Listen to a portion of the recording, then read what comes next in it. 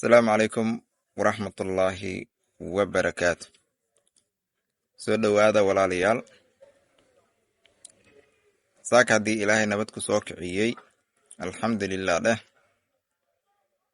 haddii ilaahay caafimaad taama kugu soo kiciyey intaad soo kacday aad soo dukatay aad soo shaqo tagtay ama waxbarashadaadii aad soo aaday alxamdulilah dheh. qof baanan haysanin maanta shaqo, qof baan haysanin waxbarashada, aanan awoodin wax dhan.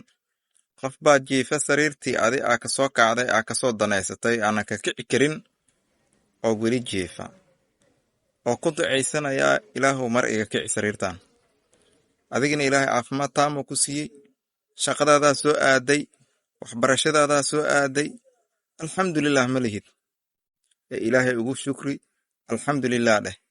wax kastoo aad dhibsanaysidna ilaahay baa kaa dulqaadi karo ee alxamdulilah dheh. ilaahay rabbulcaalamiinka ilbaab khayr qaba kuu furaayo.